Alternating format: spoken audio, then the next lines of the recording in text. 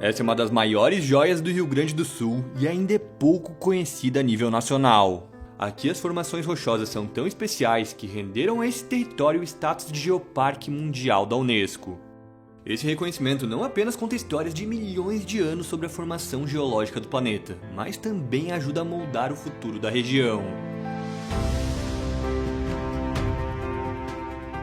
E não é só isso que marca esse lugar. Aqui também existe uma curiosa vila que hoje parece abandonada, mas que no passado foi um dos maiores e mais prósperos projetos de mineração do Brasil. No auge da atividade, mais de 5.000 pessoas viviam aqui, e para atender tantos trabalhadores foi construída uma pequena cidade com escolas, casas, hospital e até um cinema. E se isso ainda não foi o suficiente para convencer vocês a assistir esse documentário, hoje vocês vão descobrir porque os azeites produzidos aqui estão entre os melhores do mundo, vão conhecer a história de resistência do povo negro da região, fazer um bate-volta para visitar uma das maiores joias do estado, explorar a origem desse forte inacabado e entender como fomos parar dentro de uma gruta no meio dessa pedra gigantesca. Tudo isso e muito mais para te apresentar com carinho esse lugar que nos encantou tanto. Sejam muito bem-vindos a Caçapava do Sul.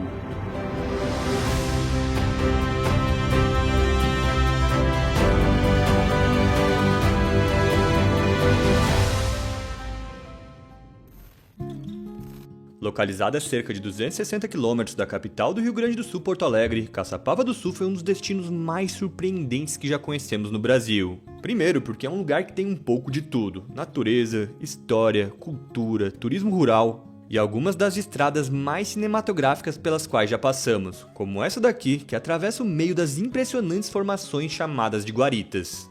E segundo, porque mesmo tendo família em vários lugares do Rio Grande do Sul, inclusive em Santa Maria, que fica ali pertinho, nunca tinham recomendado esse lugar pra gente. Já conhecemos os 26 estados do nosso Brasil e mais de 200 destinos nacionais, e mesmo assim ficamos muito admirados com o que exploramos aqui. Aí, pra quem não nos conhece, eu sou o Bruno, irmão da Paula, filho do Marcos e da Marta, e juntos temos esse canal chamado Rolê Família. Antes de qualquer coisa nesse roteiro, precisamos explicar o que significa na prática o local ser um geoparque mundial reconhecido pela Unesco.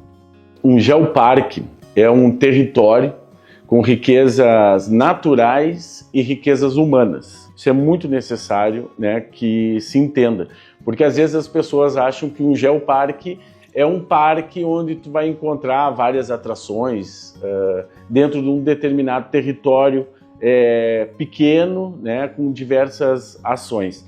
Mas na verdade o geoparque é um território, no caso de Caçapava do Sul, é um território, todo o território do município de Caçapava do Sul é o geoparque, né, onde nós temos aqui diversos geossítios, que são os locais muito visitados, porque então tu encontra, né, nesses locais a natureza, a diversidade das nossas rochas, né, e a história geológica do nosso planeta.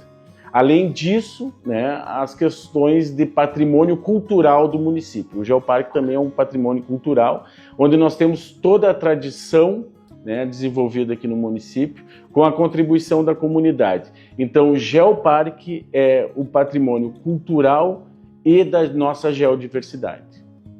A fala do professor Rojas pontua uma questão crucial sobre o geoparque. Ele não é apenas sobre a riqueza geológica dali, mas também sobre a riqueza cultural e histórica. E mais do que simplesmente reconhecer tudo isso, o grande desafio é saber juntar esses elementos e transformá-los em oportunidades para desenvolver o município. A importância do Caçapava Geoparque Mundial da Unesco dentro do território, ele traz um significado de pertencimento, de reconhecer o território, as nossas belezas, as nossas potencialidades como um todo. Esse todo, ele traz a economia criativa, ele traz o patrimônio, ele traz o desenvolvimento social, ele traz o desenvolvimento através da saúde, através da educação, desde os pequenos locais, né, das pequenas propriedades rurais, até dentro de um todo dentro do território, dos municípios, dos espaços de turismo, dos espaços de lazer. Todo esse movimento traz o geoparque com pertencimento, de desenvolvimento, que isso é para as futuras gerações também. Caçapava do Sul também é reconhecida como a capital gaúcha da geodiversidade, sendo um verdadeiro parque de diversões para quem estuda o assunto. Bom, Caçapava do Sul, ela é considerada a capital gaúcha da geodiversidade. Isso inclusive é lei estadual. E por que ela é a capital gaúcha da geodiversidade? Porque aqui num curto espaço numa curta distância de uma caminhada, por exemplo, de 5, 6, 10 quilômetros, a gente tem todos os tipos de rochas possíveis e imagináveis, tá? Então, assim, quando a gente está na área urbana lá, a gente está sobre granitos, rochas ígneas plutônicas, formadas em grande profundidade, tá? E depois expostas, né, à superfície. Depois a gente vem vindo, a gente tem rochas metamórficas, que são xistos, que são metabasaltos, e depois a gente tem essas rochas aqui da Serra do Segredo, que são conglomerados, e depois arenitos no vale, e depois a gente tem ainda a Serra de Santa Bárbara, que são rochas vulcânicas, são riolitos. Então, imaginem que tudo isso num pequeno espaço, num território relativamente pequeno, aqui tudo pertinho, a gente consegue aprender, ensinar e mostrar todos os tipos de rochas possíveis. E não só os tipos de rocha, né? Mas os tipos de estruturas também, porque tudo isso aqui foi colocado uma coisa ao lado da outra através de falhas, de fraturas e de dobras. Então, isso também foi moldando o terreno para formar essa geodiversidade toda que a gente tem, essa diversidade geológica, geomorfológica, estrutural, que é o que nos dá esse título, né, de capital gaúcha da geodiversidade. Caçapava do Sul podemos dizer assim, que é o local mais visitado pelas universidades que tem o curso de geologia no Brasil, porque aqui eles conseguem concentrar todas as suas aulas de campo em um pequeno espaço. Outro título dado ao município é de Portal do Pampa. Então, Caçapava do Sul é considerada o portal do bioma Pampa. Inclusive o nome da cidade, Caçapava, em tupi, significa clareira na mata. Para os indígenas, seria como uma clareira quando a floresta alta se abre para o Pampa. Então, a partir de Caçapava, a Mata Atlântica começa a transicionar e se abre para o Pampa. Então, carinhosamente, Caçapava do Sul é considerado o portal do Pampa gaúcho. Para explorar um pouco de tudo que esse local cheio de curiosidades tem para oferecer, montamos um roteiro de 5 dias por aqui e dividimos ele em 2 partes. A primeira parte será visitando os atrativos mais próximos do centro, usando como base a hospedagem Chácara do Forte. Já na segunda parte, iremos para as proximidades da histórica Vila das Minas do Camaquã. Por lá vamos ficar hospedados no AGPTEA Minas Hotel. E já adianto que vamos deixar todos os contatos e os detalhes do nosso roteiro aqui na descrição do vídeo para vocês. E explicado tudo isso, bora começar o nosso primeiro dia por aqui. Para iniciar bem, iremos diretamente para um dos atrativos mais famosos da região, o Parque Natural Municipal Pedra do Segredo.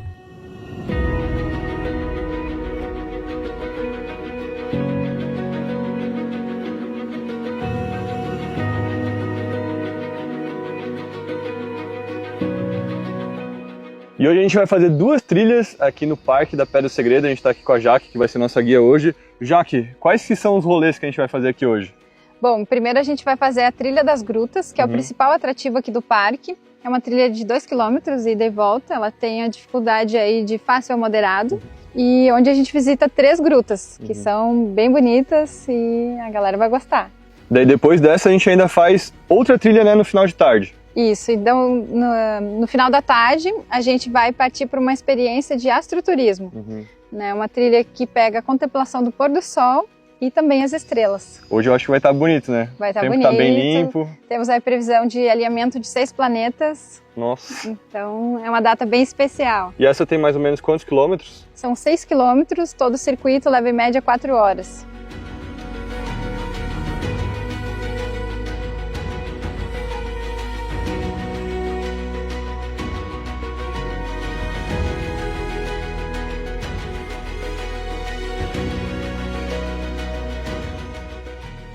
E depois de cerca de 1 quilômetro, enfim, chegamos aqui no Portal do Segredo, que é um dos principais atrativos de Caçapava do Sul. E o local é muito interessante porque é uma boca de caverna no meio de uma pedra enorme. Daqui a gente tem uma paisagem assim que parece uma moldura aqui do Pampa Gaúcho, de outras pedras aqui da região. E até contando para vocês uma coisa engraçada, porque lá de baixo a gente estava achando que ia ser muito difícil chegar até aqui. Até quando a Jaque falou que a trilha era de nível moderado, a gente não estava botando tanta fé. Mas realmente a trilha ela é bem mais tranquila do que a gente esperava. Então começa numa subida que não é muito íngreme, daí só mais pro final aqui, quando a gente vem mais para próximo aqui dessa boca de caverna, que daí sim a gente tem que fazer um pouquinho mais de esforço, mas vale a pena, tá? Se vocês vierem aqui para a cidade, com certeza vocês vão querer vir conhecer aqui esse local.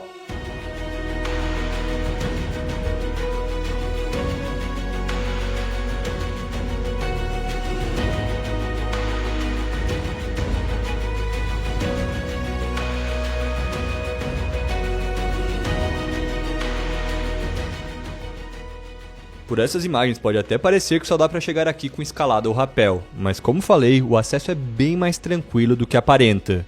Antes de chegar ali, caminhamos por um trecho levemente inclinado, que é nessa parte onde tem bastante vegetação. E ao lado da gruta existe uma pequena fenda na rocha, que é por onde se passa para chegar até o buraco principal. Diz a lenda que os jesuítas teriam escondido os tesouros perto dali, depois de serem expulsos do Brasil, e é daí que vem o nome de Pedra do Segredo. Oficialmente esses tesouros nunca foram encontrados, mas olhando para essa paisagem dá para dizer que a verdadeira joia já está bem aqui diante dos nossos olhos. Na descida já que nos levou ao Salão das Estalactites.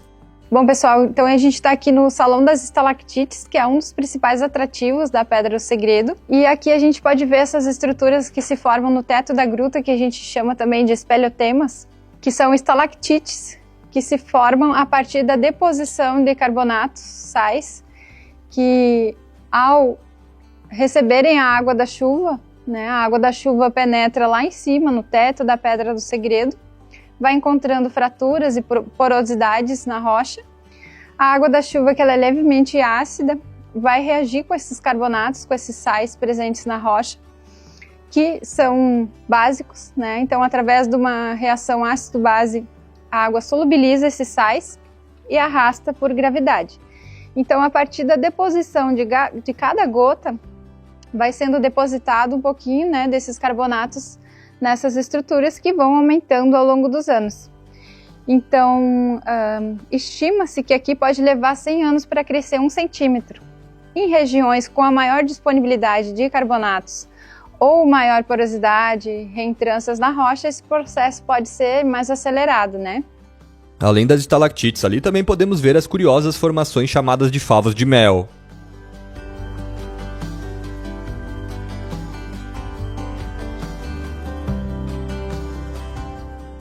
Ao final da tarde, começamos a segunda trilha para ver o pôr do sol. O caminho foi um pouco mais difícil do que o primeiro, e além das paisagens panorâmicas incríveis, também tivemos a ilustre companhia do professor e geólogo André Borba. Em um dos pontos de parada, ele nos deu uma verdadeira aula explicando como todo aquele cenário impressionante foi formado. Como é que a Pedra do Segredo e toda a Serra do Segredo, né, foi formada? A gente tem que pensar em dois processos que são separados no tempo, tá? A gente tem a formação das rochas da Pedra do Segredo e a gente tem a formação do relevo da Pedra do Segredo. Então, primeira coisa, como é que se formaram as rochas da Pedra do Segredo? Essas rochas, elas são conglomerados, tá? Então elas são rochas sedimentares, elas são formadas por processos relacionados a um rio do passado. Mas como é que é esse negócio? Há 550 milhões de anos atrás, a gente tinha, se vocês fecharem os olhos, né? Se a gente fechar os olhos e a gente imaginar uma paisagem que não existe mais, a gente tinha cadeias de montanhas de um lado, cadeias de montanhas de outro, e aqui a gente estava num grande vale fluvial, tá?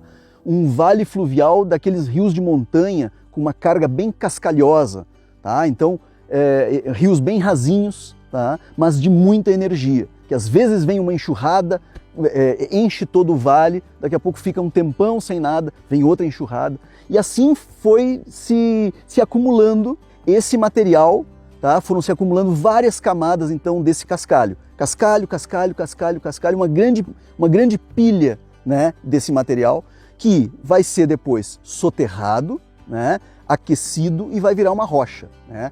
Uma rocha que a gente chama então de conglomerados. Bom, isso foi há 550 milhões de anos atrás. E como é que se formou o relevo que a gente vê hoje em dia? O relevo que a gente vê hoje em dia, a gente pode chamar ele de domos de conglomerados. Então, como é que ele foi formado? Há uns 30 milhões de anos, mais ou menos, para trás, né? A gente teve soerguimentos, tá? E a partir desses soerguimentos a gente começa a ter a chuva incidindo sobre esse material e essa chuva vai desgastando essas rochas. Esse desgaste, tá? Ele vai formando então esse relevo que a gente vê ele arredondado, né? Isso a gente chama de domos arredondados de conglomerado. Isso meio que independe do clima, tá? É um controle que a rocha exerce sobre a própria formação do relevo. Isso a gente vai ver em outros lugares do mundo, por exemplo, Meteora na Grécia, Danxiá na China, ou Montserrat na Espanha, são muito parecidos com esses domos de conglomerado daqui. Então, a chuva e a gravidade, né, quedas de blocos e tudo mais, vão moldando, vão descascando a rocha para formar exatamente esses domos de conglomerado arredondados que a gente vê aqui.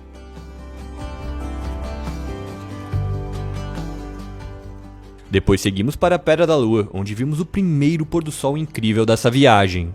Aqui a gente tem uma vista panorâmica e um pôr do sol maravilhoso.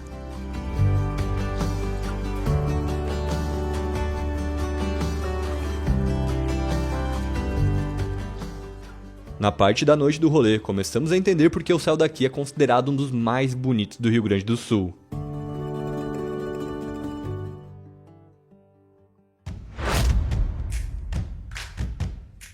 O segundo dia por aqui foi bem cheio, e se for para resumir, eu posso falar que iremos mergulhar na história e cultura de Caçapava do Sul.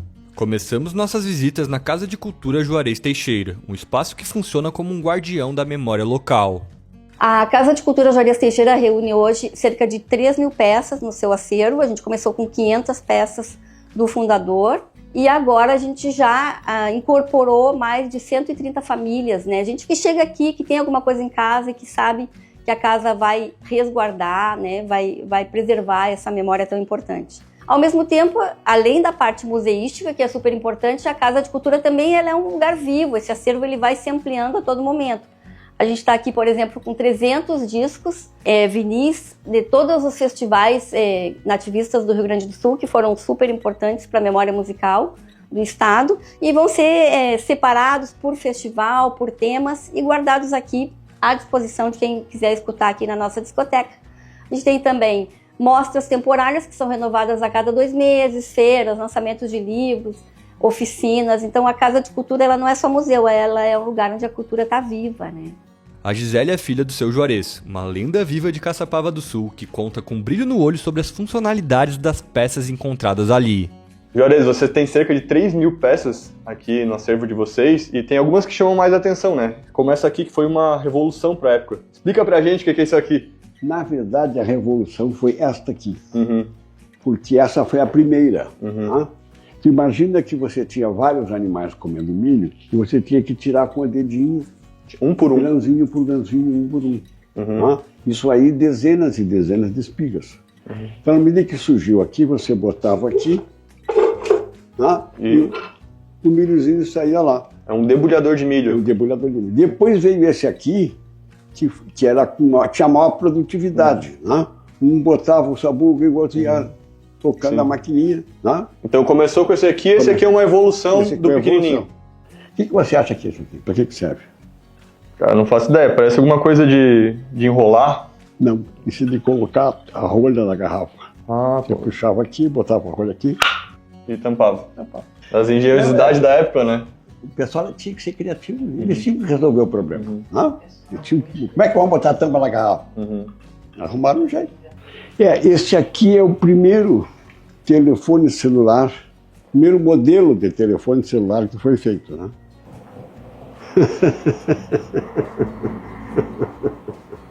E esse outro aqui, primeiro modelo, pode ser que tem outro. Esse aqui é um dos primeiros sem o fio, né? Porque os telefones tinham ligado a base com o fone, e esse era o primeiro sem fio. O seu Juarez falou que das mais de 3.000 peças da casa, só tem uma que ele ainda não sabe para que serve. Olha, gente, essa aqui de todas as peças da casa, é a única que eu não sei para que serve. A única? A única. São mais de 3.000, essa aqui é a única que o senhor não sabe para que serve. Não sei para que serve. Já procurei no Google e deu algumas informações, mas não é igual. Galera, se alguém souber... Por favor, entre em contato. Se alguém souber para que servia isso aqui, parece um martelo, alguma coisa, não sei. Mas Você vai bater com isso aqui, dificilmente vai acertar 2 vezes no mesmo lugar, a menos que seja muito bem treinado, né? Enfim, se alguém souber, deixa aí nos comentários que vai ajudar aqui o museu. Ajuda o museu.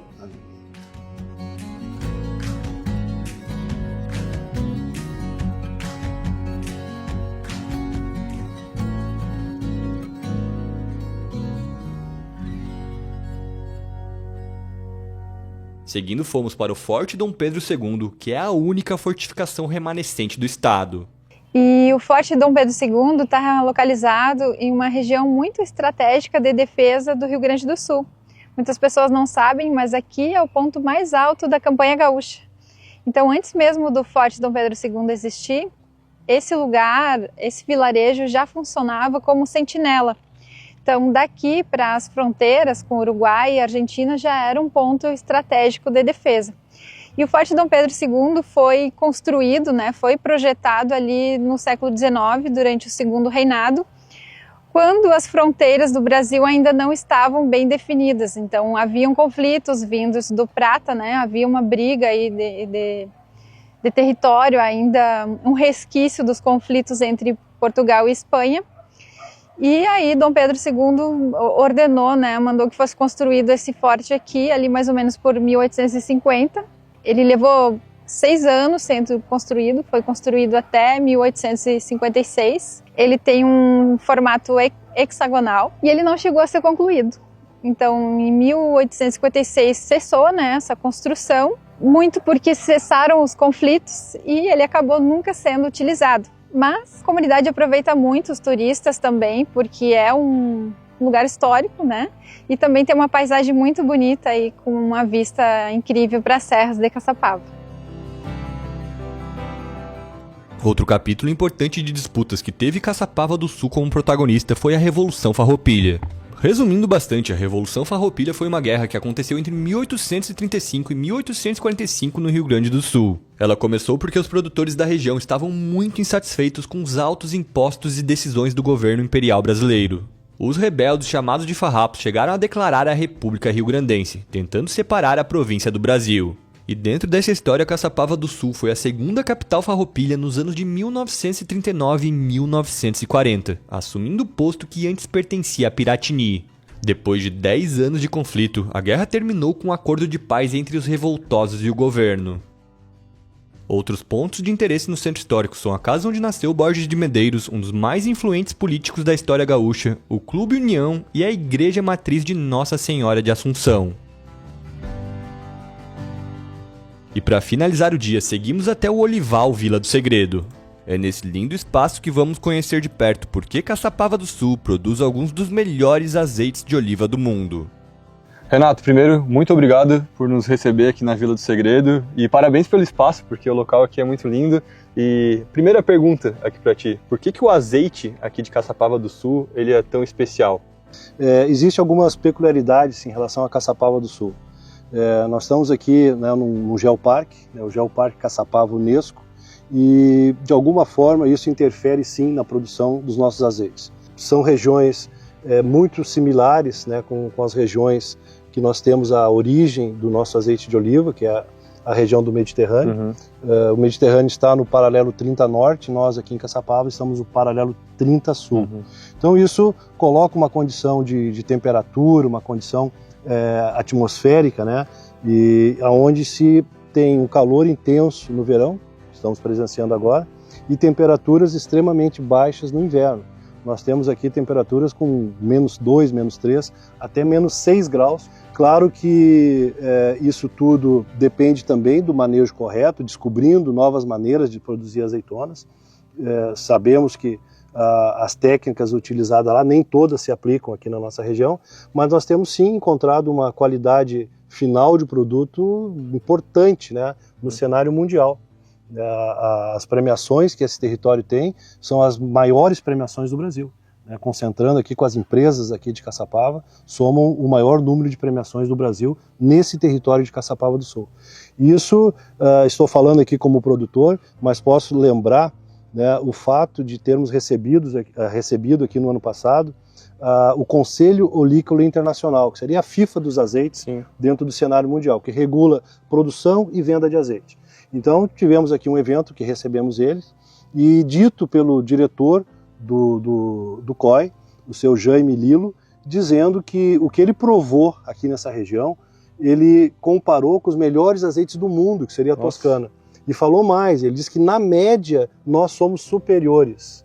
Por que isso? Porque lá na Toscana tem aquele produto de alta gama, mas tem o de baixa qualidade também. Aqui ele não encontrou azeite de baixa qualidade. Aqui qualquer um que tu provar vai ser bom. Todos são de alta gama, todos são azeites superiores.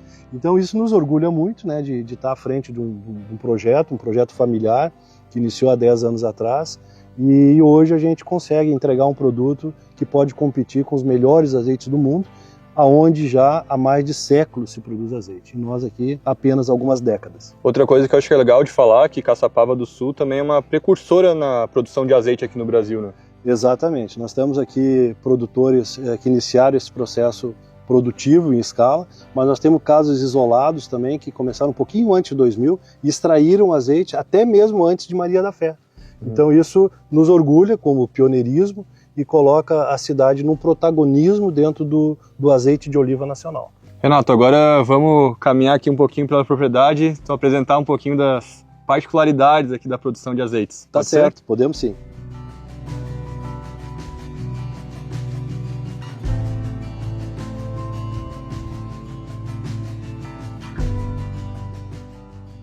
Renato, agora sim a gente está aqui no meio do olival e a gente não vai conseguir ver todo o processo até fazer o azeite de oliva, mas eu queria um resumo de como se produz o azeite. Sim, a produção do azeite de oliva extra virgem ela começa no campo. É aqui que as coisas acontecem, né? Para ter um bom fruto e, consequentemente, ter um bom azeite. Isso é primordial. Então, a gente tem todo um processo de plantio, onde se faz o plantio com mudas pequenas, com menos de 80 centímetros, e após 5 anos começa a se ter uma produção razoável para se produzir um azeite. Temos aí uma estimativa de necessidade de 10 quilos de azeitona para se fazer 1 litro de azeite. É um processo artesanal, a fruta é pequena, ela tem que ser apanhada com cuidado, ela não pode sofrer nenhuma agressão que machuque, porque isso depois compromete a qualidade do azeite. Então a gente procura sempre ter o máximo de cuidado, desde o processo de manejo, com adubação, com a poda, para se ter um azeite de qualidade. Nós aqui nesse olival e também aqui na região, nós temos 7 variedades de oliveiras, né? Algumas vindas da Itália, outras vindas de Portugal, Espanha, Grécia. E isso coloca em cada uma dessas variedades sabores e aromas diferentes. Umas com mais intensidade, mais picante, outras com sabores mais frutados e assim por diante. E alguns blends também, blends intensos ou blends mais suaves, que a gente costuma dizer. E claro, né, sempre preservando a questão do extra virgem. O que é importante? É que essa fruta seja produzida de uma forma rápida. A azeitona que é colhida na parte da manhã é processada, esmagada, transformada em azeite no mesmo dia, para não ter o processo de oxidação da fruta. Porque a cada hora ela vai perdendo um pouco das suas propriedades e vai trazendo características desagradáveis ao azeite. Então, todo o processo aqui nosso é um processo rápido, onde se produz de uma forma rápida para se ter uma qualidade melhor. E uma dúvida, assim como a uva, o café, vocês têm um tempo certo para colher? Ou Claro. pode colher em qualquer época? Não, existe uma maturação onde vai ter a formação do óleo adequado para se fazer a extração. Algumas variedades amadurecem mais cedo, como são as variedades espanhola, arbequina principalmente. Já as variedades italiana, que seria a picual, ou a coroneiki grega, essas são ao fim de safra. Elas têm uma velocidade de amadurecimento diferente. E claro, né, a gente vai observando isso para poder extrair da melhor maneira. Bruno, quero te apresentar aqui o nosso manejo de colheita, né, e posso dizer que esse aqui é o nosso caniço e aqui está a nossa rede. Então vocês em Santa Catarina lá usam a rede para pegar os peixes, nós usamos a rede para pegar as azeitonas. Então assim, ó, a gente vai caçando aqui as nossas olivas, vai puxando e fica nessa rede maravilhosa que é a nossa colheita. E daí depois junta essa rede e coloca num... Coloca no recipiente e vai direto para a indústria.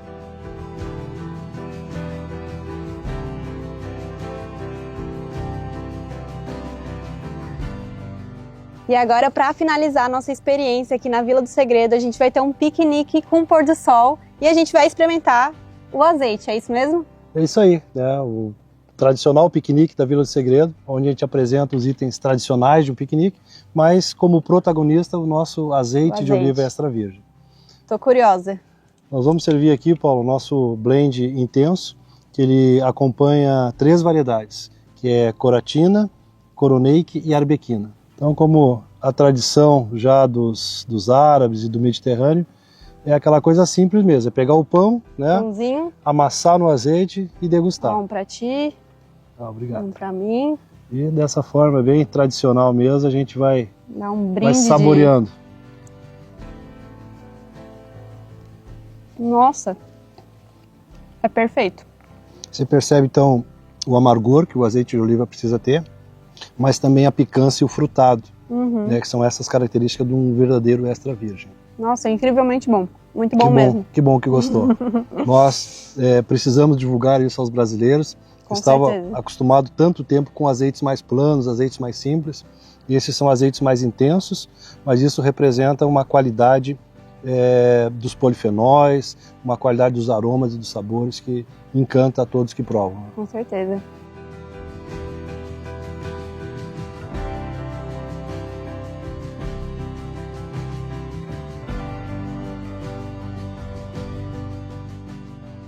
Enquanto a gente come esse pão com azeite maravilhoso aqui, já comi uns 3, 4 enquanto a gente estava preparando aqui a gravação, vamos fazer um brinde à Caçapava do Sul, ao nosso Pampa Gaúcho. E ao azeite de oliva brasileiro. Azeite e as amizades. E as amizades. Aí. Saúde. Saúde a todos.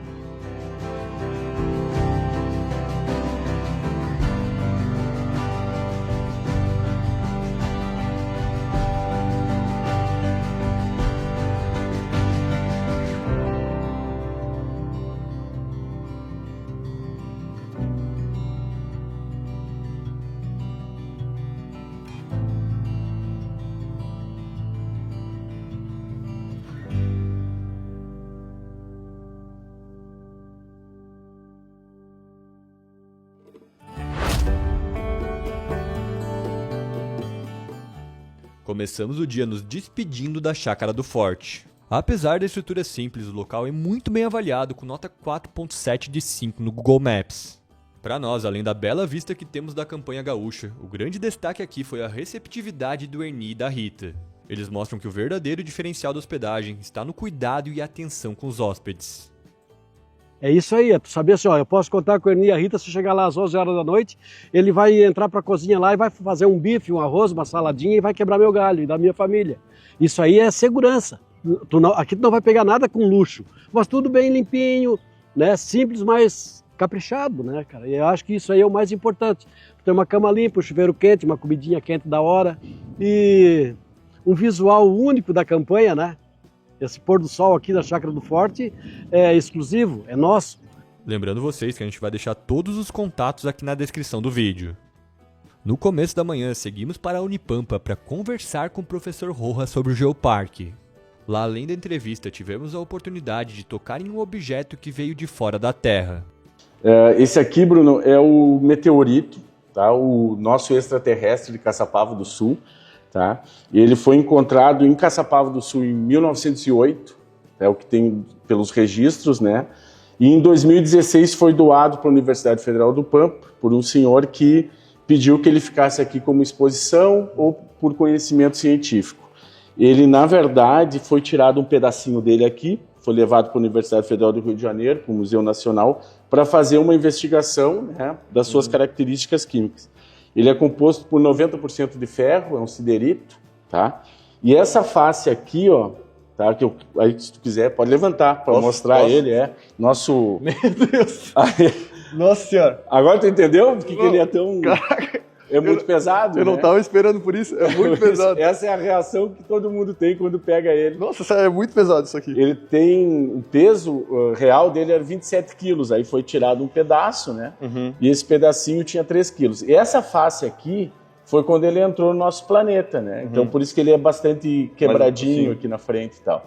Então ele contém 90% de ferro, tá? Por isso que ele é tão pesado. E quantos quilos tem isso aqui? Esse aqui tem 24. Foi tirado só 3 quilos dele.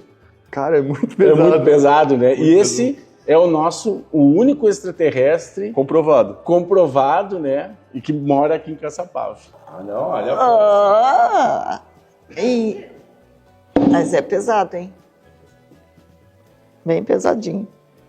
Após a universidade, garantimos uma lembrancinha na Feira Municipal de Artesanato. O local tem 26 artesãos expositores, e o que achamos mais legal é que lá tem muitas peças inspiradas no Geoparque e no bioma Pampa.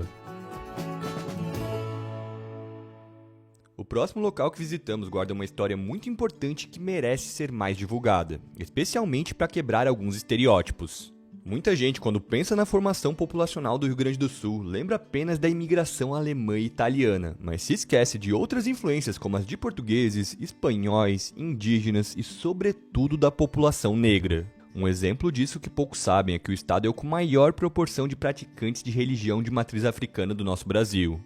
Para falar sobre a importância dessa valorização, fomos até o Clube Harmonia, um espaço de resistência das raízes negras em Caçapava do Sul.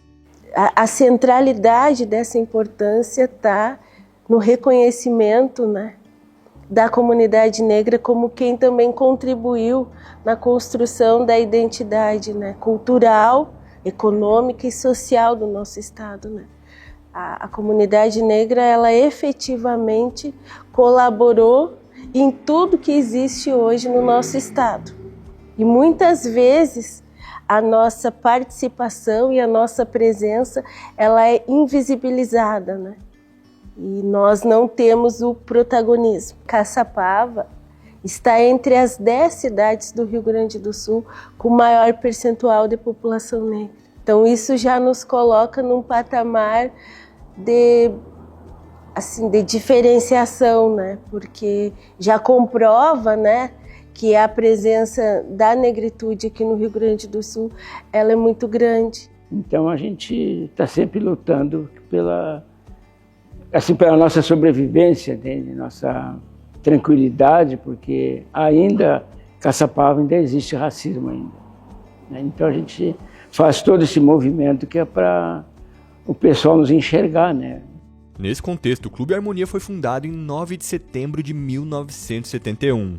Em um período marcado por forte segregação racial na cidade, onde negros não podiam entrar em outros clubes, o local surgiu para que eles tivessem um espaço próprio para realizar eventos sociais, culturais e manter vivas suas tradições.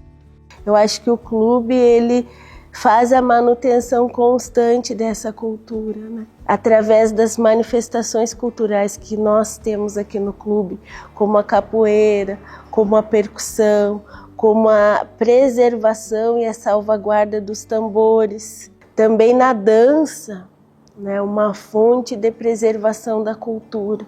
Então, a existência do clube, ela se resume em resistência, em ancestralidade, em força, em coragem.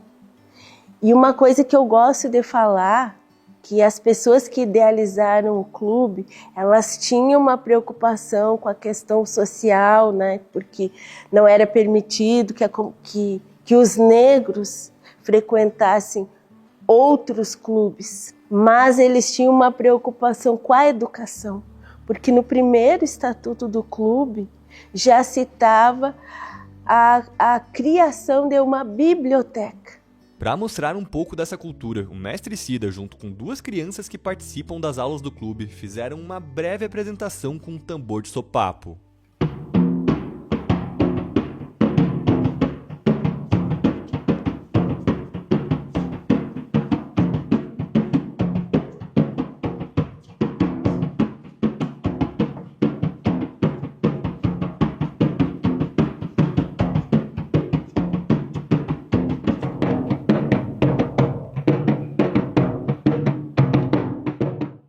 O mestre Cida também explicou que o tambor de sopapo, além do uso cultural e festivo, já teve outras funções importantes no passado. O tambor de sopapo, ele é tocado, ele tinha meios de comunicação, né? Então, conforme o toque dele, o povo negro se entendia, né? Tocava de uma maneira, vamos dizer que tinha morrido uma pessoa, tocava de outra maneira, tinha um casamento, tocava de outra maneira, tinha nascido um bebê, tocava de outra maneira, foram bem na colheita, tocava de outra maneira, ó, vai ter festa lá na tribo tal, assim. Então ele era um meio de comunicação, né? Ele era também os tambor para um estoque da religião de matriz africana, né? Então ele tocou muitos anos, né? Após a visita ao Clube Harmonia, saímos em direção à nossa segunda base, e no caminho passamos por algumas das estradas mais lindas que já vimos aqui no Brasil.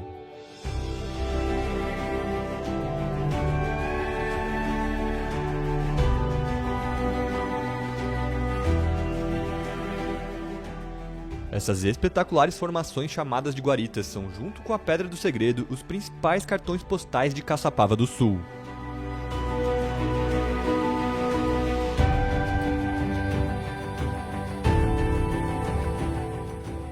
Para ter uma visão diferenciada da paisagem, fizemos uma trilha curta para subir até a chamada Pedra do Boi.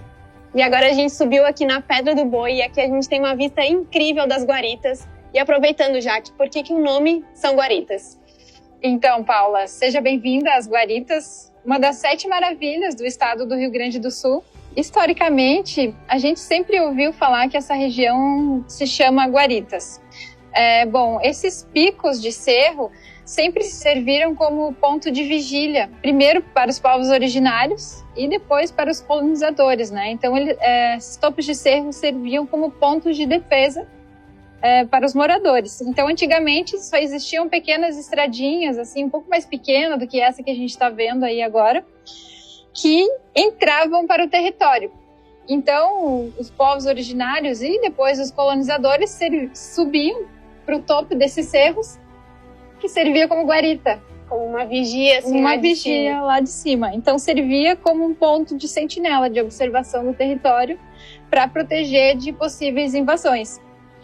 Depois, quando vem a geologia, que começa a estudar essa região, foi dado o nome de guaritas a toda a região que tem essa mesma formação geológica. Então, possivelmente, os nativos tenham dado o nome de guarita a uma guarita, a 2 guaritas, e depois todas as rochas que têm essa mesma formação geológica passaram a se chamar guaritas.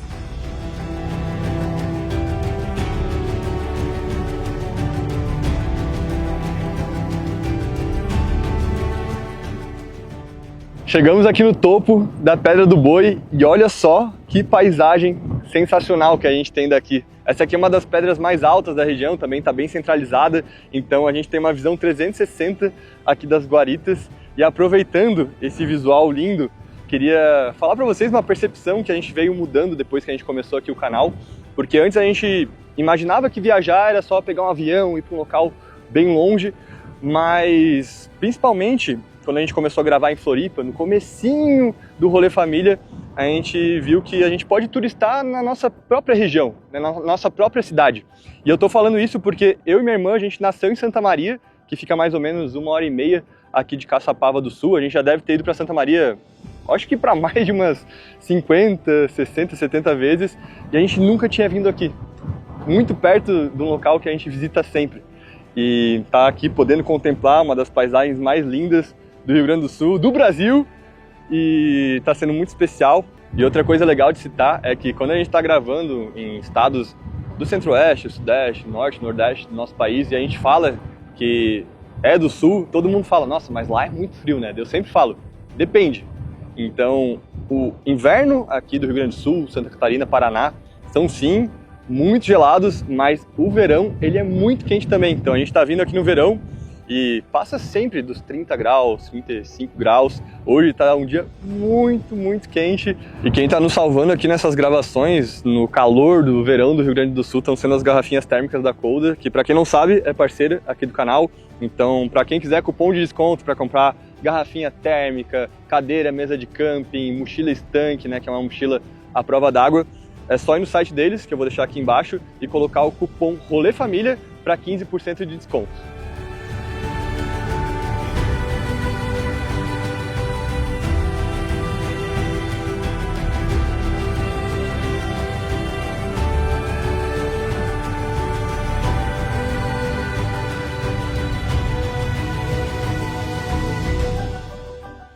Já descemos aqui a Pedra do Boi e, Jaque, vocês têm noção de quantas guaritas tem aqui? Porque lá de cima a gente perde a contagem. Então, a gente costuma fazer uma brincadeira, né, que tem uma guarita para cada dia da vida. Muita coisa. Porque é uma região realmente muito extensa e que abrange 4 municípios, então tem atrativos, tem lugares bonitos para cada dia da vida. Dá para explorar muito aqui a região, né? Tem muito mais do que a gente está mostrando aqui no vídeo, inclusive. Exatamente, mas sempre importante chamar um guia local, uma pessoa da região que vai saber orientar os melhores picos para visitar. E a formação aqui, ela é semelhante à Pedra do Segredo ou tem alguma diferença?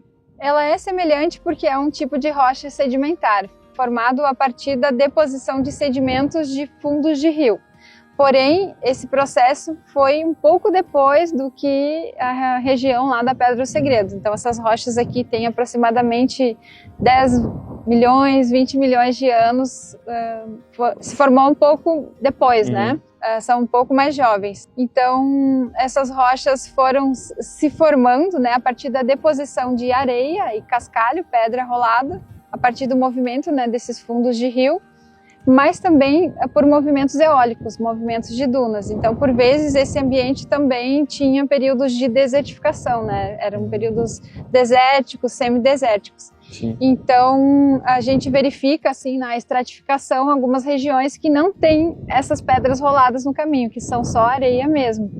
A gente está falando aqui de mais de 500 milhões de anos, né, de transformação. Então, isso aqui já passou por várias fases. Com certeza, se a gente voltasse uns 100 milhões de anos para trás aqui, isso aqui seria totalmente diferente. Totalmente diferente. O que a gente vê hoje é a paisagem, né? Então, a formação da paisagem, a gente pode dizer que é algo de 10 mil, 20 mil anos para cá, que a gente tem que considerar a biota também, né? O pampa, essa formação aqui presente, a transformação humana, não somente as rochas, né? Obviamente, de 500 milhões de anos para cá, as rochas foram sofrendo transformações. E quando essas rochas se formaram, não havia vida complexa ainda no planeta. Então, a gente pode dizer que esse ambiente viu também toda a evolução das espécies, né? Então, por termos uma geologia única aqui na região, não só nas guaritas, aqui onde a gente está, mas em toda essa região que está situada numa macro-região do Rio Grande do Sul que se chama Serra do Sudeste, a gente também tem o surgimento aí de plantas, de espécies que são super bem adaptadas a viver nesses paradões, que são plantas rupestres, essas plantas herbáceas, assim, bem características do pampa aqui da nossa região, que só existem aqui no mundo, assim, né? Então, além de termos uma paisagem única, a gente também tem uma biodiversidade associada a esse patrimônio geológico que também é única, como as cactáceas, por exemplo, que a gente estava verificando durante a nossa trilha. Já no fim do dia, seguimos rumo às proximidades das minas do Camaquã para fazer mais uma trilha. E para finalizar o dia, agora a gente vai fazer uma trilha de mais ou menos 600 metros para chegar até lá, que é a Pedra da Cruz. No alto da Pedra da Cruz, acompanhados por um vento forte, vimos o sol se despedir lentamente, mudando as cores do horizonte da campanha gaúcha.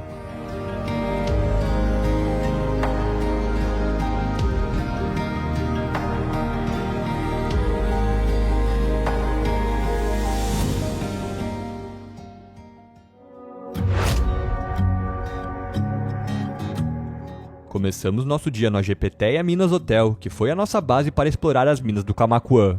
O local está avaliado com nota 4.6 de 5 no Google Maps e conta com ótimos quartos com ar-condicionado e uma excelente localização, ficando bem próximo dos principais pontos da vila. Na manhã do quarto dia, nos dedicamos a entender o que aconteceu com as minas do Camaquã. Estamos falando de um lugar que passou de um período de grande prosperidade, com mais de 5 mil moradores, cinema, hospital, campo de aviação e diversas outras facilidades, para se tornar hoje uma pacata vila com cerca de 200 habitantes. Quem nos ajudou a contar essa história foi o professor e morador local José Delfino. Olha, tudo começou por volta de 1860, quando vieram os primeiros mineradores, né, belgas, para explorar o cobre aqui na mina do Camaquã. Depois vieram outras companhias, os ingleses, isso já na virada do século, né? Aí depois, lá por volta de 1942, como o Brasil precisava de bastante cobre, né? Em função da Segunda Guerra Mundial, que estava prestes a acontecer, nós precisávamos de cobre, porque nós não tínhamos uma siderúrgica ainda no Brasil. E aí então o Francisco Baby Pignatari, que era um industrial da área de mineração de São Paulo, o Baby então fundou a CBC, Companhia Brasileira do Cobre, aqui em Camaquã. Isso aqui tinha poucas casas na época. E a partir dali então ele veio para cá, né, montou toda a estrutura, e aí começou a mineração, o forte da mineração, que perdurou até por volta do início dos anos 70, quando o Pignatari vendeu a CBC para o governo federal, né, porque ele já não tinha mais interesse em tocar.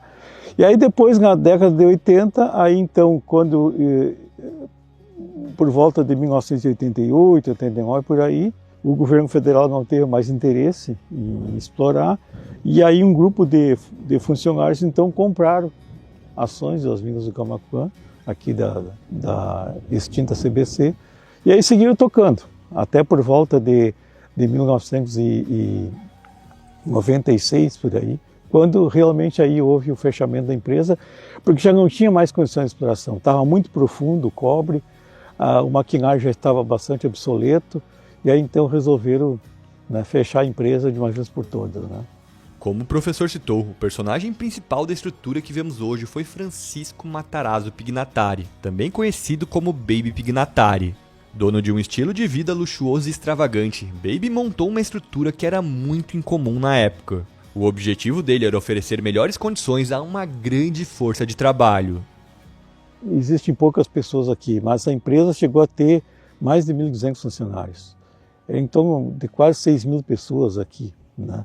Famílias de funcionários, além de famílias que vieram para cá, também tinha os funcionários solteiros que moravam nos alojamentos. Então isso aqui era uma mini cidade.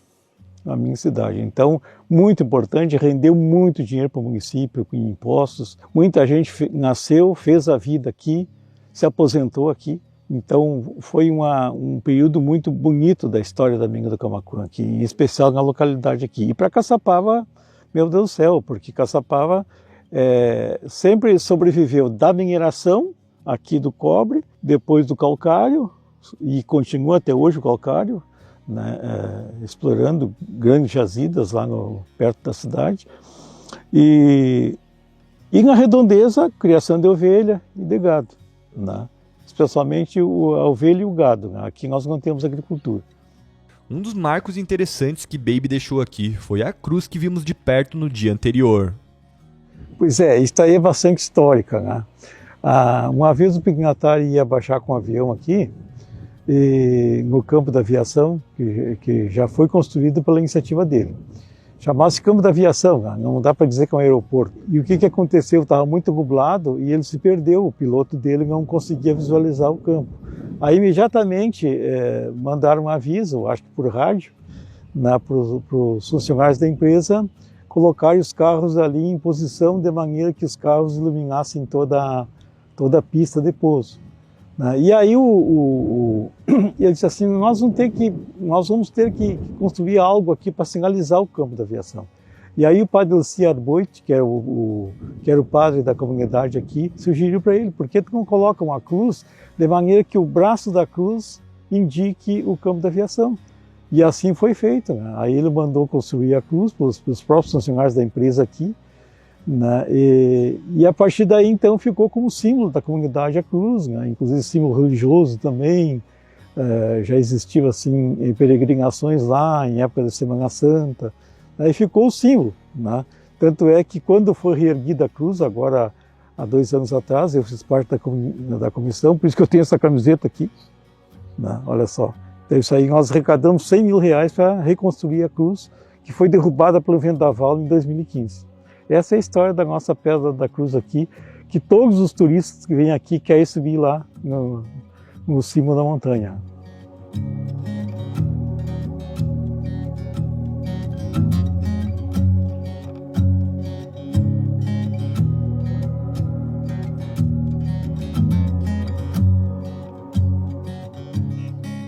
No período da tarde, saímos do Distrito das Minas para conversar com pessoas muito especiais, a Marta e o Preto.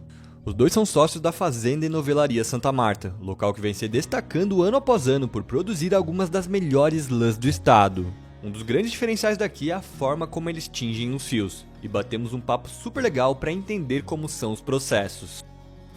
Fazenda e Novelaria Santa Marta, a gente está aqui com a Marta. Primeiro, obrigado por nos recepcionar aqui. E eu que agradeço. O nome da fazenda é por causa de ti ou não? Não, é por causa da Santa Marta. Tu veio depois? Depois. E para quem não sabe, novelaria é transformar isso aqui, né? Isso é fibra de ovelha. Nisso aqui que é um novelo de lã. Exatamente. E, Marta, primeira pergunta aqui para ti.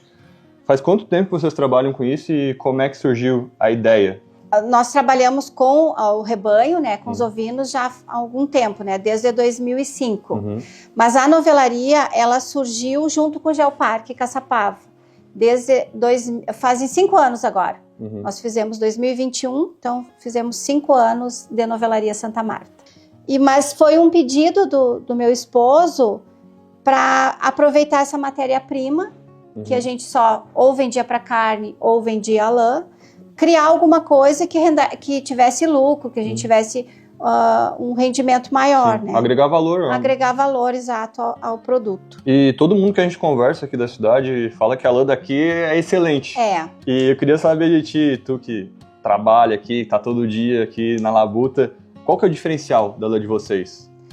O nosso diferencial é que a gente produz, né? A gente tem o cuidado desde o campo, né? Que nós criamos as ovelhas, elas livres, em campo nativo. Então, eu acho que desde esse cuidado, desde o nascimento do cordeiro, todo o processo até chegar no tingimento, né? Que o tingimento, eu considero ele especial, porque ele é feito com as plantas aqui, né? Do nosso bioma Pampa, as plantas aqui da propriedade.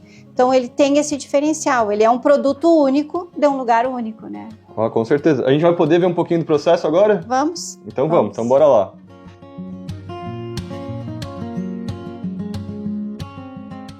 Marta, tudo que tu faz aqui acontece nessa salinha que a gente tá, né? Exatamente. E eu tô segurando aqui a primeira etapa, né? Que é o velo. Isso. O velo, o meu esposo faz todo o processo lá da esquila, né? E a separação. E depois vem esses bolinhos aqui, aqui pra dentro. Isso aqui é como se fosse uma bola gigante de lã. Mais ou menos isso. Mais ou menos isso, né? E daí depois tu faz 3 lavagens? 3 lavagens aqui nesses tanques, né? Então eu separo, porque ali deve ter uns 2, 3 quilos, aí eu separo por quilo para fazer aqui. Aí vou lavando, lavo a primeira vez com água quente, a segunda vez com água quente e a terceira com água fria. E daí isso aqui que tá bem sujo já fica bem limpinho? Bem limpinho. E daí depois daqui tem Aí vamos para carda. Vai cardar, né? Que é aonde eu vou abrir a lã, vou resumir, transformar ela numa nuvem, né? Que ela vai ficar depois assim, ó. Nossa, já fica totalmente diferente. Totalmente diferente. Se tu pegar esse pedaço aqui, ó, e aí tu vai cardar, que é com aquelas pazinhas, né? Vai cardando e ela vai se transformando nessa... Ela fica até com outra textura. Exato. E daí depois daqui tu vai pra roca. Pra roca, que pra fazer o fio. Pra fazer o fio. Isso, que daí ele vai ficar assim.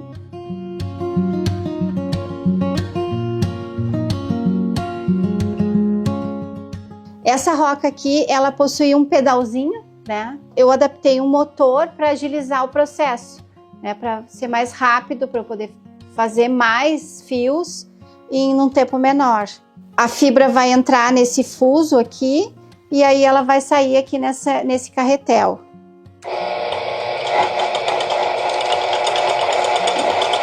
Conforme tu vai puxando, tu vai fazendo o fio, ó.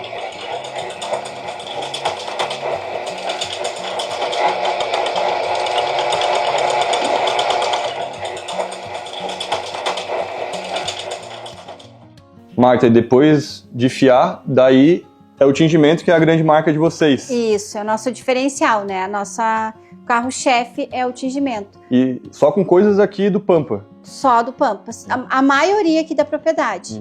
Porque nós temos uma certificação de extrativismo da flora nativa, que ela é para o tingimento, né? Eu acho que foi a primeira certificação do estado para esse segmento. Que legal. E aqui na parede a gente tem alguns exemplos. Tu sabe todas as plantas que tingiram essas... É muita cor isso aqui. É muita cor. Tô impressionado até. Aqui eu tenho a grama forquilha, eu tenho o São João, aqui a cebola, que é o único resíduo que eu faço, né? Essa aqui é dos líquens, que é daqui das rochas, das guaritas, né? Esse aqui é único, esse tingimento. Aí eu tenho com a carqueja, essa aqui é a vassoura vermelha, pitanga, coronilha. Esses dois são com a coronilha. Material diferente. Esse aqui é casca e esse aqui é serragem. Aqui eu tenho com o rapacanela, aroeira, amora, japecanga e aqueles últimos são cogumelos. E para fazer isso, daí tu faz como se fosse um chá? Um chá forte, é bem básico assim. É um chá forte e aí eu coloco a lã ali e depois para fazer modificações, como eu fiz aqui com a carqueja, aí a gente faz com processos diferentes, né, tempos diferentes de fervura, ou com utensílios.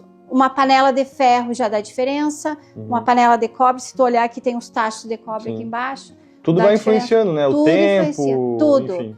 Uma das coisas também que influencia bastante é a estação que a gente tá. Se tu olhar essa aqui, ó, esses dois são eucaliptos. De épocas diferentes. Verão e inverno. Interessante. Né? Então ele dá tonalidades diferentes também. Eu acho até que se eu não tiver muito bem, também dá tonalidade diferente.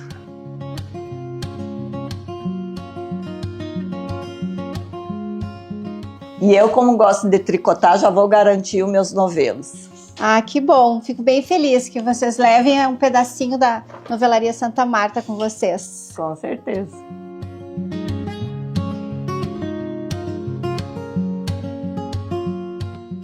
Nossa visita na fazenda ainda estava longe de terminar. No fim da tarde, exploramos as lindas paisagens da propriedade e também acompanhamos o Preto mostrando de perto o manejo do rebanho.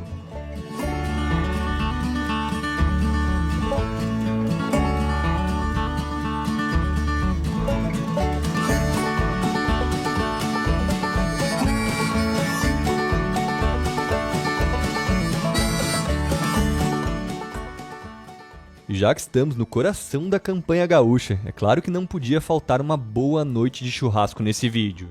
Galera, para finalizar com chave de ouro a nossa visita aqui na Fazenda e Novelaria Santa Marta, a gente está aqui com o Preto, que é proprietário, marido da Marta e churrasqueiro dos bons também, Churrasqueiro dos bons. Já ouvi falar. Preto, o que não pode faltar num bom churrasco de um gaúcho aqui da campanha? Eu acho que, primeiro, é a vontade do convite, assim, porque assim, vamos churrasquear, vamos comer uma carne. Eu acho que isso é o convite já de despertar a vontade. Sim. Eu acho que churrasco não é só a carne, né? Não, é o evento. É o conjunto como um todo. Com certeza. E esse carisma o gaúcho tem, esse convite, essa vontade de atender, de oferecer, embora seja simples, mas ele está oferecendo o que tem. Inclusive, então, obrigado pelo convite de vocês, né? Porque hoje estamos aqui comendo um vazio bovino, carne gaúcha, e uma carne de cordeiro, né, daqui da região, alimentados com o nosso campo nativo do bioma Pampa. Ó, galera, e o cheiro tá bom aqui, viu? E até falando pra vocês que quem quiser ter a experiência de conhecer a novelaria, vir comer aqui o churrasco do Preto, é recomendado, quer dizer, é necessário fazer reserva, né? Então tem que fazer reserva, porque vocês também trabalham com outras coisas, né? E a programação e aquela despertar daquele interesse se torna mais atrativo. Com certeza. Então, bom churrasco pra nós, né? Se Deus quiser, vai estar. Vamos. Vocês é que vão dizer se vai estar bom, né? Ó, já tô vendo daqui, eu já tenho certeza que eu vou gostar. Creio que vão sair satisfeitos.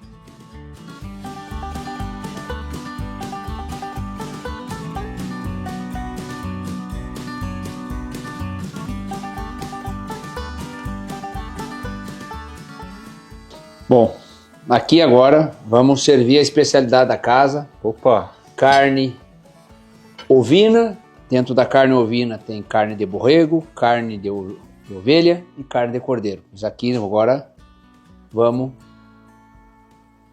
servir a especialidade da casa com a harmonização também da nossa tradição, uma geleia de butiá. Feito na casa? Feito na casa. Vou jogar por cima aqui a geleia? Pode ser. Ah, isso tá bonito. Isso aqui tá muito bonito. Agora chegou a hora da verdade. Esse é o desafio. Nota 11. Olha, eu nunca tinha comido geleia de butiá, viu? E ficou muito bom. É um aproveitamento das frutas. Frutas Nossa, nativas do bioma Pampa. Muito bom mesmo. Agora, galera, vocês me dão licença aqui que vou comer enquanto tá quente.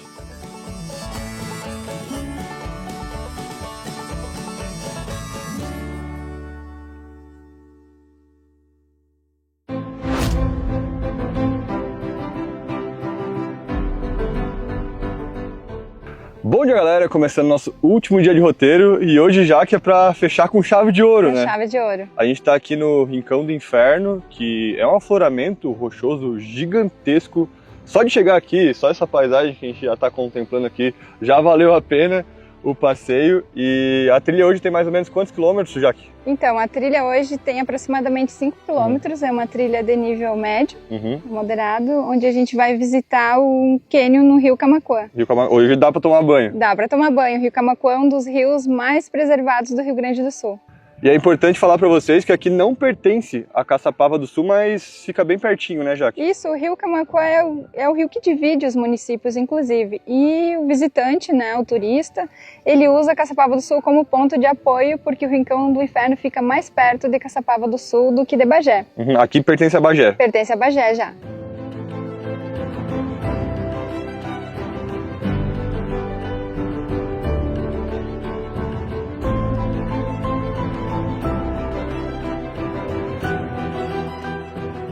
A gente já começou aqui a descida e eu realmente estou muito impactada com as paisagens que a gente está tendo desse lugar. É muito mais bonito do que eu imaginava. A descida é a parte mais desafiadora da trilha, com alguns trechos que exigem bastante atenção. À medida que avançamos entre os paredões, o cenário vai ficando cada vez mais imponente.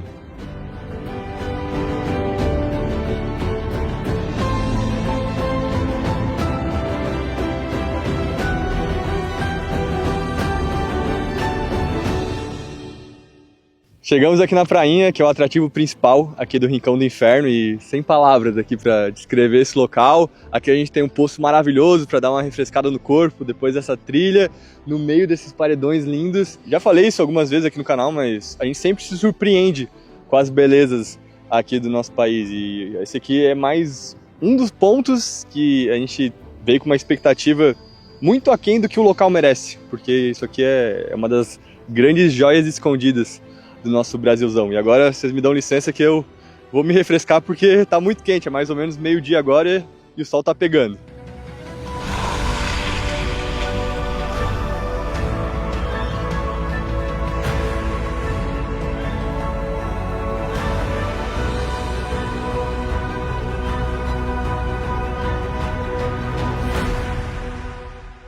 Depois de vários banhos começamos a trilha de volta, mas não pense que o vídeo acabou por aqui.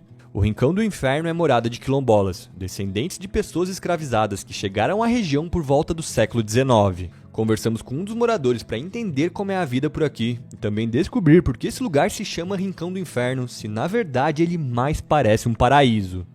Galera, a gente tá aqui com o Seu Bic. Primeiro, Seu Bic, obrigado por nos receber aqui. Seu Bic é um dos remanescentes aqui que moram no Rincão do Inferno. Quanto tempo você mora aqui desde que nasceu, Seu Bic? Eu não cheguei a nascer aqui, mas eu já tô com mais de 70 anos enraizado nesse lugar. E como é que é morar aqui no Rincão do Inferno? Morar aqui é um privilégio, é maravilhoso, que a gente já passou muito trabalho lá atrás agora de lá para cá só tá vindo melhoria.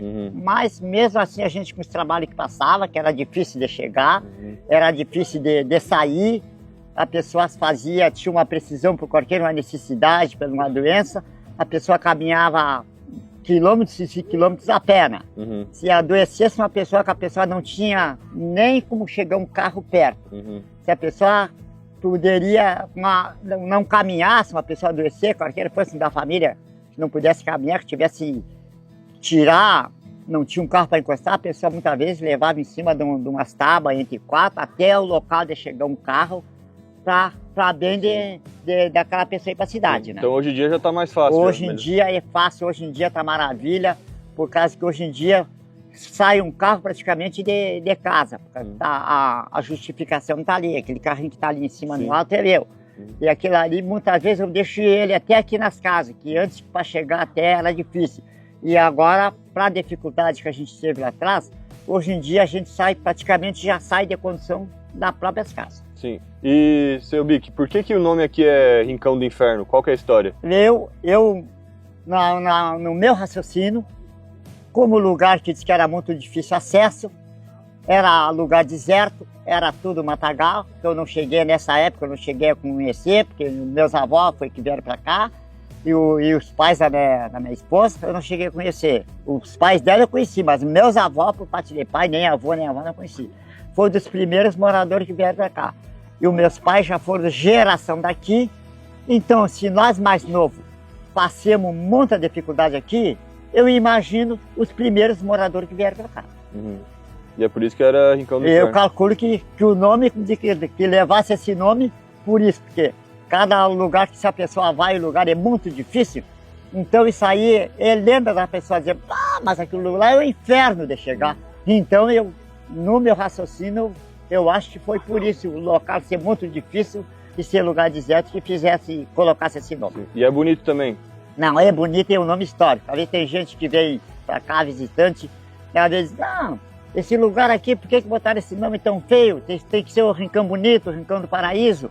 Eu digo, não, mas isso aí, se vamos procurar, trocar de nome, e vamos procurar pelo Rincão do Paraíso, o Rincão Bonito, não vão achar por cascar e vão ficar pesquisando, mas aonde é esse Rincão do Paraíso? Se o nome aqui é histórico de muitos anos, desde os primeiros, acho que desde os primeiros moradores. E os turistas que vêm aqui, eles acham um local lindo aqui? Todos os turistas que vêm para cá se apaixonam. Não vi hoje até ninguém que viesse, vem gente de toda a parte do mundo, e eu não vi ninguém que dissesse, esse lugar é feio. Um pouco meio de difícil acesso, mas é como eles dizem, quem gosta faz.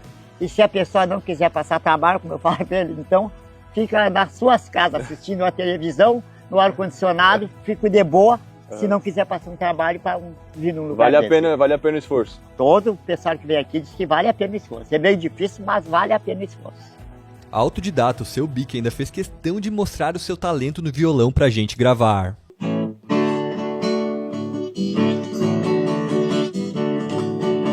De rosa, verão, por onde passa levanta o altar. Minha bandeira hoje é de lombão, no fogo deita e rola no meu carnaval. O verde rosa, verão, por onde passa levanta o altar. Minha bandeira hoje é de lombão, no fogo deita e rola no meu carnaval.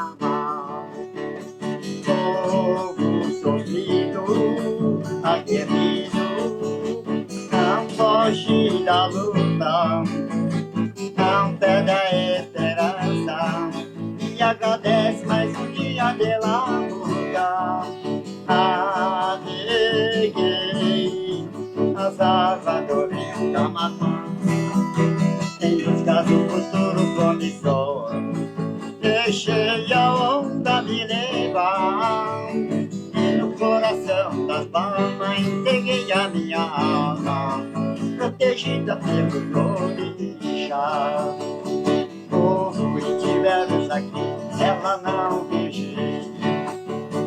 O inverno do rincão, deixando histórias esquecidas, atraindo curiosos a região divina pelos minais, a terra protegida onde o bem e o mal prevalece a vida, a bateria vai arrepiar. E bota esse povo pra sambar, e conélia, é sabedoria, história de vida. A rainha do rincão, e o dono de terra, comanda sua população, protege sua gente, segura quem se oração, olhar que radia, um sorriso, alegria, no paraíso desabrochou, a verde rosa faz um gesto de amor, olhar que radia, um sorriso, alegria, hoje no paraíso desabrochou, a verde rosa faz um gesto de amor.